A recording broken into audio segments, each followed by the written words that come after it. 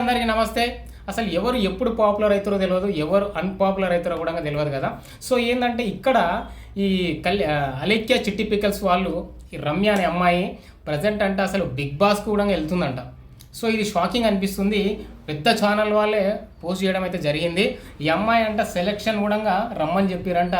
Annapurna studio నుంచి ఆమె call కూడా వచ్చిందంట. షాకింగ్. అసలు ఏంటి ఇంత నెగిటివ్ ఉన్న వీళ్ళకి బిగ్ బాస్ నుంచి ఎట్లా కాల్ వచ్చింది అని అనుకుంటారా? అదే మరి బిగ్ బాస్లో ఎట్లుంటుంది అంటే, ఒకటి ఎవరైనా సరే పాపులర్ కావాలంతే. సోషల్ మీడియాలో ట్రెండింగ్ అంటే దాదాపు 100 కోట్లు ఖర్చు పెట్టినా కూడా అంత పాపులారిటీ అనేది రాదు. సో వీళ్ళకి వచ్చింది. అది ఒక రకంగా నెగిటివ్ అయినా కూడా వీళ్ళకి అంటే మంచిగా చేసుకుంటే కనుక పాజిటివ్ కోట్లు సంపాదించే ఛాన్స్ అయితే వాళ్ళకి వచ్చింది అమ్మాయిలకి. కానీ మరి దీన్ని నిలబెట్టుకుంటారా లేదనేది చూడాలి. ఆదిరెడ్డి అని యూట్యూబ్ ఛానల్ ఉంటుంది, బిగ్ బాస్ గురించి కంటిన్యూ చెప్తూ ఉంటాడు. ప్రతి అప్డేట్ అయితే ఆయనకు ముందుగానే వస్తుంటుంది. సో ఆయనే క్లారిటీ ఇచ్చిండు అన్నట్టు. ఈ అమ్మాయి అంట ఇంకా నెక్స్ట్ బిగ్ బాస్లో కనిపించబోతుంది. సో చూసుకోండి. ఇంకా ఎందుకంటే ట్రెండింగ్ ఎవరైతే ఉంటారో వాళ్ళని పిక్ చేసుకుంటారు. ఇంతకుముందు కూడా ఇంకా శేఖర్ భాష రాజ్ తరుణ్ విషయంలో ఫైట్ చేసిన సంగతి మనకు తెలిసిందే.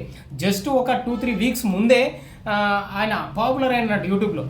అంటే మగాళ్ళ కోసం ఈయన పోరాడుతున్నాడు అని చెప్పేసి ఒక్కసారిగా ఫేమ్ చేసిరు అన్నట్టు ఆయనని. కానీ అదే టైంలో బిగ్ బాస్ వాళ్ళు పిలిచి మరి ఆయనకి వారానికి ఒక 5 లక్షలు ఇచ్చి మరీ పెట్టుకున్నారంటే చూడండి ఎట్లా ఉందో.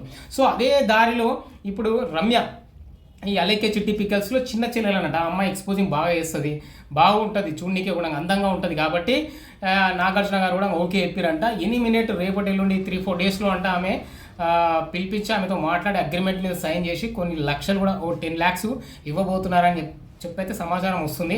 సో చూడాల్సిందే మరి బిగ్ బాస్లో మరి ఈమె ఎలా ఉంటుంది, ఎలా బిహేవ్ చేస్తుంది అనేది మాత్రం చాలామందికి చాలా ఇంట్రెస్టింగ్గానే ఉంటుంది. ఎందుకంటే ఏ రీల్ చూసినా, ఏ ఫేస్బుక్ చూసినా చిట్టి పికల్స్, అలేఖ్య చిట్టి పికల్స్ లేని అసలు ఆ రీల్ కూడా రావట్లేదు. దాన్ని ఆమె చెప్పిన బూతు పదాన్ని కూడా వాడుకుంటున్నారు అన్నట్టు, యాక్టింగ్ చేసి మరీ వాడుకుంటున్నారు వాళ్ళ డైలాగ్ లాగా.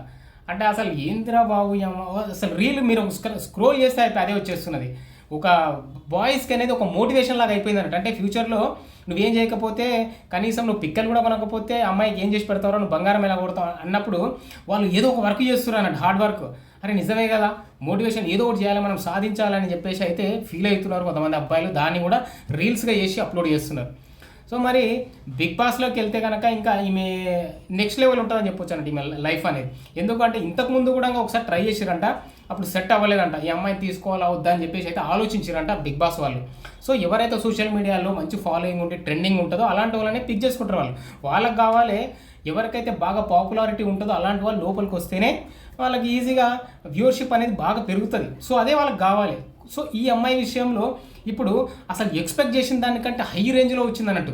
దాదాపు 4 రోజుల నుంచి ట్రెండింగ్లో ఉంది, కంటిన్యూ గ్లోబల్ అయిన ట్రెండింగ్లో ఉంది ఈ అమ్మాయిలు ముగ్గురు. సో ఈ ముగ్గురులో ఏంటంటే రమ్య ఈ చిన్న అమ్మాయిని మాత్రం సెలెక్షన్ చేసుకునే ఛాన్స్ అయితే 100% ఉందంట. సో బిగ్ బాస్లో ఏమైనా మనం చూడబోతున్నాము అని చెప్పేసి అయితే వీడియోలు ఆల్రెడీ సర్క్యులేట్ అయితే అయిపోతున్నాయి. అండ్ కొంతమంది తిట్టే వాళ్ళు అమ్మాయిని తిడుతూనే ఉన్నారు. అండ్ అమ్మాయిల్ని ఒక అంటే బూతులు తిట్టారని చెప్పేసి ముగ్గురిని తిట్టడం తప్పు అని చెప్పేసి సపోర్ట్ చేసే వాళ్ళు కూడా ఉంటారు. ఎప్పుడైనా సరే ఒక విషయం బయటకు వచ్చిందంటే అంటే నెగిటివ్ ఉంటుంది, అలాగే పాజిటివ్ ఉంటుంది. అంటే సపోర్ట్ చేసే వాళ్ళు ఉంటారు అండ్ తిట్టే వాళ్ళు కూడా ఉంటారు. కానీ ఏది వచ్చినా కూడా స్వీకరించి ముందుకు పోవడమే లైఫ్. అంటే ఇక అంతే. ప్రజెంట్ వచ్చేసిందంటే వీళ్ళకి ఒక ప్లస్ పాయింట్ లాగా అయిపోయింది ఈ ఏదైతే ఇష్యూ జరిగిందో. సో ఈ అమ్మాయి మరి దాన్ని కరెక్ట్గా వినియోగించుకొని కనుక బిగ్ బాస్లోకి వెళ్తే మాత్రం ఇంకా అమ్మాయి స్టార్ తిరిగినట్టే, ఇంకా దాంట్లో ఎలాంటి డౌట్ అయితే లేదు.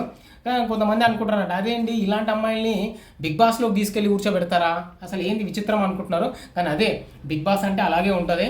ఎవరైతే ట్రెండింగ్లో ఉంటారో, వ్యూవర్షిప్ అనేది బాగా చూస్తూ ఉంటారో వాళ్ళనే పిక్ చేసుకుంటారు. ఇంతకుముందు గుర్తు తెలియని వాళ్ళని కూడా కొంతమందిని తీసుకున్నారంట దాంట్లోకి. కానీ ఈ అమ్మాయి మాత్రం ఇప్పుడు కన్ఫర్మ్గా ఓకే అయిపోతున్నారంటే అగ్రిమెంట్స్ అయితే కొన్ని ఉన్నాయి అని చెప్పేసి అయితే మాట్లాడుతున్నారు. సో మీరేమనుకుంటారో కూడా కామెంట్ చేయండి ఈ విషయంలో. నాకైతే అంటే చాలామంది షాకింగ్ అనేది అవసరమే లేదు. ఎందుకంటే ఆ అమ్మాయికి వచ్చిన వ్యూవర్షిప్ కానీ, ఆ అమ్మాయి గురించి జరిగిన ట్రోల్స్ కానీ కంటిన్యూగా సోషల్ మీడియాలో ఫేస్బుక్ చూసినా, ఇన్స్టా చూసినా, యూట్యూబ్ చూసినా ఆమెనే కనబడుతున్నారు. సో అలాంటి వాళ్ళని తీసుకోవడంలో పెద్ద షాకింగ్ ఏం లేదు. 100% అలాంటి వాళ్ళే కావాలి నాగార్జున గారికి. ఇప్పుడు బిగ్ బాస్ వాళ్ళకి కావాల్సిందే ఇలాంటి వాళ్ళు. సో అప్పుడే కదా ఆ బిగ్ బాస్ మైలేజ్ అనేది ఇంకా పెరుగుతుంది.